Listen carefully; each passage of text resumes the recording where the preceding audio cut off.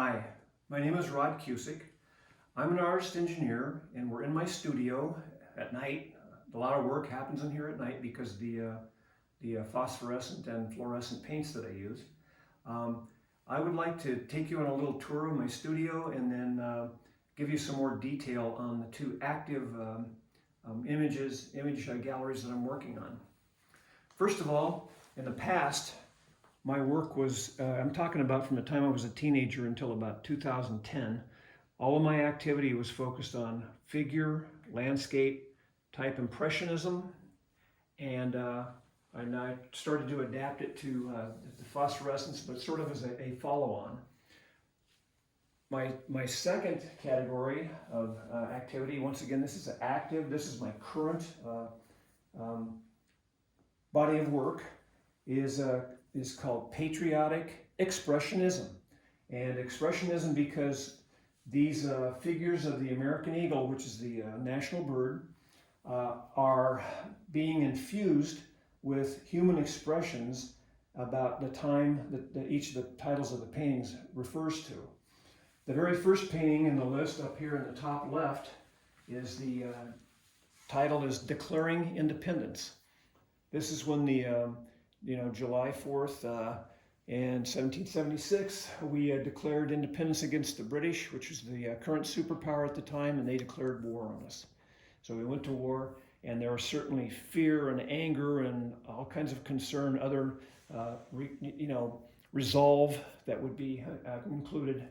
The next painting down here is the Bill of Rights, and this is after the war was won, the Constitution was written, the Bill of Rights are the first 10 amendments to that, and this once again lays out the freedom that all Americans have in this country due to that document. Within that document, in the first article, they talk about life, liberty, and pursuit of happiness are part of the rights that we have as American citizens. This painting is titled Pursuing Happiness, and this is supposed to express emotions of joy and hope and happiness that they can pursue their dreams with their own conscience. In my particular case, my dreams have been to have justice in the country, to have truth, which is the scientific method, is the little atomic symbol, and then beauty, which is art and music. Those are mine. Finally, up in the top right is a painting called Common Defense. This is an attack mode. This is a direct action. Is required at some point by heroes in our country who protect and defend the American citizens from foreign and domestic threats. And this could include the COVID-19 situation going on currently. Okay. Please turn on the light, Megan. Okay, now I want to go into the main future that I'm looking at for my body of work, which is called Cosmic Impressionism. And here, unlike my Impressionist paintings from before that were, doing light and wind and motion and that for figures and landscapes, now the focus over here for Impressionism is objects and events that occur in the universe and the energy and matter and space-time that they're performed in as sort of the background, and then in a what I'd call a quantum and space sort of scene. The paintings that you see in front of you here, the top one is the predecessor composition for the painting that I'm going to show you most about, which is the theory of everything. And this basically shows the Big Bang according to NASA and Einstein and others, the sequence of events and the material and energy that was released and the objects and the events that were created. The other six paintings down here and over on the side are what I call object and event prototypes. And so they are basically looking at a little event or object in the main painting and then quickly painting at scale with the materials I'm planning on using to see how it turns out. This is basically two photons or two protons crashing together. That's a photon, a wave of light. This is the quantum mechanical description. Some other time we'll talk about a lot of detail on that. Down here are electromagnetic phenomena that are occurring on Earth that humans see. You know, rainbows and fire and lightning. One on the bottom left is a black hole, and it's a black widow black hole. It's eating a star that was a partner with it and spewing out energy. At this side, our DNA and our neurons allow us to understand this science. The others here are similar.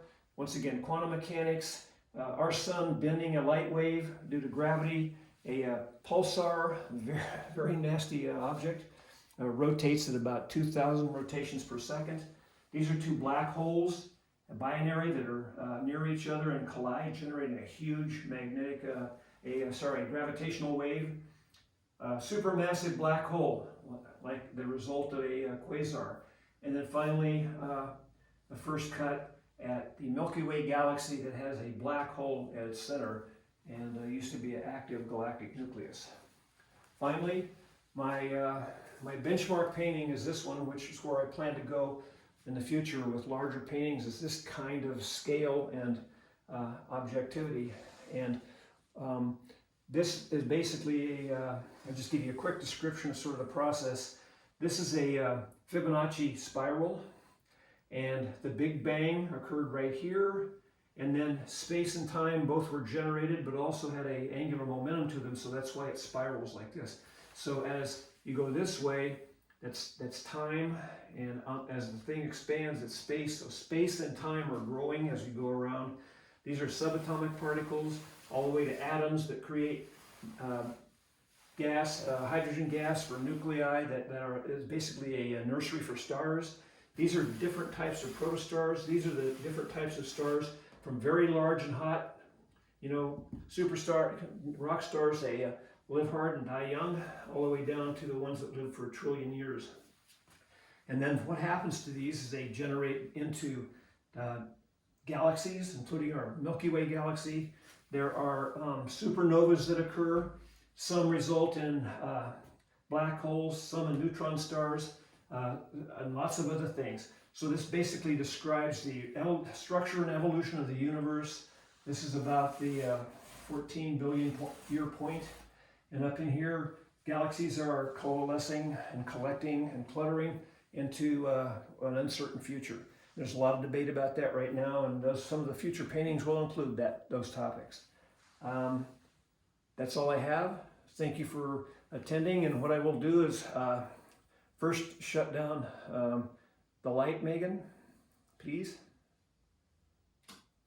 And Cindy, now the black light, let me do that. And so what you see what these paintings have, they basically glow in the dark. This kind of thing I see when I can get up in the morning and come out here. Not quite this bright, but close. Thank you very much.